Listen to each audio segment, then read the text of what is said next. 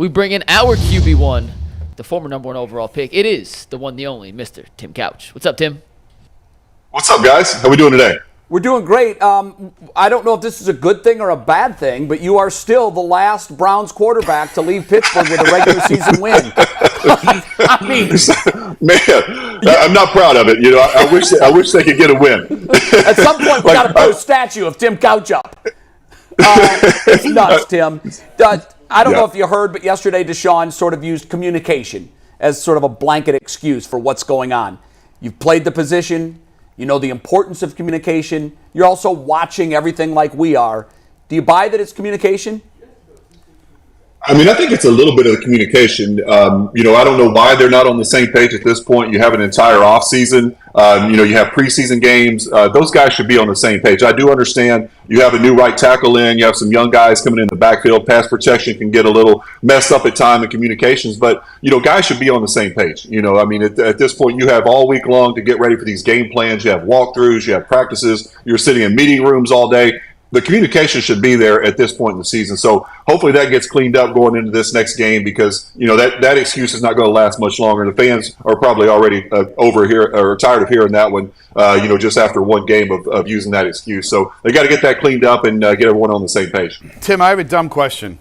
What does that mean? What does communication mean? That just seems like a really blanket, vague term. What does it mean? You know, I think for the most part, they're talking about protections. You know, they're talking about, you know, if we're sliding the line this way, who does the back have now? You know, deciding who they're making the, you know, the mic and the 4-down guys. Just communication of, you know, the linemen and the running backs and the quarterback all getting on the same page, and also the receivers and the side adjustments, the hot routes, those kind of things if they bring blitzes. So there's communication on that end. They're also talking about, you know, communication in the passing game. You know, are you getting to the right depth in your route? Are you seeing the same coverage that the quarterback is seeing? You know, if you have a route on and it's got an adjustment to it based on if it's cover 2 or middle field's closed, where there's cover 1 or cover 3. The quarterback and the receiver have to be seeing the same coverages and adjust those routes accordingly. So that's what they're talking about when they mention communication. So, but you know, like I said, I think at this point in the season, you know, a couple games under your belt, an entire offseason, guys should really be on the same page right now. Tim, Deshaun Watson in his time in Houston played great, right? In his 3 full years, he went to the playoffs twice. His last year there, they didn't win a lot of games, but he played well. He had nothing around him. We almost never saw him have a bad game in Houston. Since coming to Cleveland, he's played 8 games. They've all been bad. I don't even think any of them have been average. At best, they've been 1 or 2 have been average. How do we explain this? He's not old. You know, he's had injuries in the past, but not recently. Is it all mental? I mean, how does a quarterback go from being that good? You know, he had the time off, but it seems like it should be enough time that we should see, especially with the talent around him, be better. Are you nervous that it's not going to happen? And how do you explain why he can't seem to play well? Yeah, you know, I think the biggest thing that would jump out at me is just a change of systems. You know, I think a quarterback can feel very comfortable in one system that he was in Houston, and you come here and it's a completely different system. So there is that adjustment period and the fact that he was out of football for a couple of years. But, you know, like you said, man, he really hasn't shown a whole lot. You know, I think, you know, when he was in Houston, he was considered probably a top 5 or 10 quarterback in the league. Now he's probably considered, you know, after his last, 8 or 9 games, maybe probably the bottom half of the league, probably the bottom 5 guys of the league right now statistically. So it's disheartening. You know, I think I'm not ready to press the panic button yet because I've seen guys start off slow like this and then really turn it around and have great seasons. But you know, you really do need to start seeing some things out of Deshaun. You know, for me, when I watch him play, I don't see the ability to extend plays and create those big plays outside of the pocket that he was doing in Houston. You know, right now he's taking a lot of sacks. He's holding on to the football. It just doesn't look like the same player. You know, he was throwing the football down the field, really pushing it down the field, being aggressive in Houston. Now he's kind of, you know, dinking and dunking and being very conservative with his throws. And so it looks like a different player. And maybe that has something to do with he's not comfortable yet. But, you know, like I said earlier, at this point, you know, guys should be firing, hitting on all cylinders, and this offense should be clicking. Yeah, your point that he's probably in the bottom half, and then you kind of clarified that and said, in fact, statistically, he's in the bottom 5. He is. Yeah. His QBR since he came back, if you put all quarterbacks into that mix over the last 8 games, he's 28th or 29th. in QBR. So this isn't like he's average and we need to get him into the elite category. This is he's been horrible. And at this point, we're just talking about, can we get him to average? If we can get him to average with this defense, you might have something. Someone brought up on the show, I think it was Bull, someone brought up on the show something earlier this week that I really want to ask you about. They said that perhaps this is all mental, and then they made the comparison to Tiger Woods, how Tiger Woods was absolutely elite in his career. He had rewritten the entire golf record book. It looked like he wasn't going to just catch Jack on the number of majors. He was going to destroy that. And then he came his personal tragedy, the very public divorce and everything that led up to the car crash and him cheating on his wife. He had to face the media. And someone had said he was never the same after that.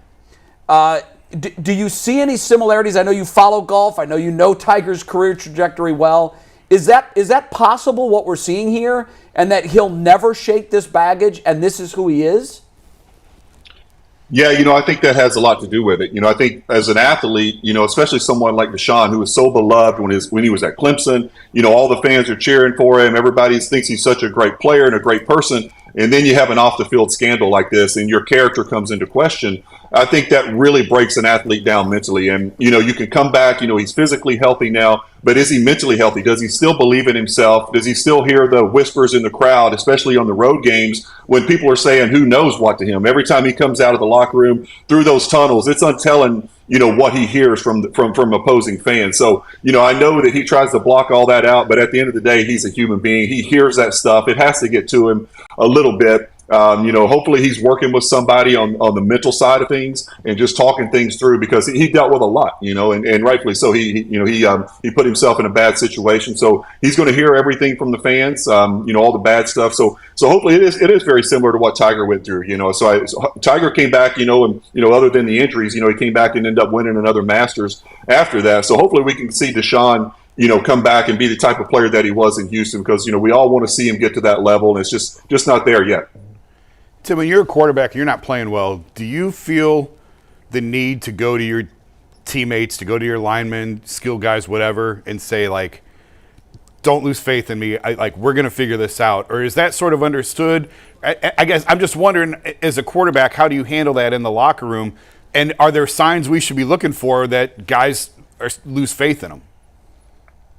Yeah, I think there is some of that goes on, within the locker room. I don't think it's, one of those things where you stand up in a meeting or anything like that. It's just kind of going around and practice and talking to guys and, encouraging them, and let them know that you're still believing yourself. The last thing you want to do is kind of walk around with bad body language and see the guy and let the guys see you, doubting yourself, and that you have, starting to question your own ability. So it's about the attitude. It's about being positive within the locker room with your teammates when you talk to them. Let them know that, show them that you're working hard. Let them see you in the building, in the weight room, in the film room, that you're trying to get this thing right, that you're doing everything humanly possible that you can do as a quarterback to get this thing going in the right direction. And that's what guys want to see. That's what they respond to. And, like I said, on the practice field, encouraging guys, we're going to get this thing right.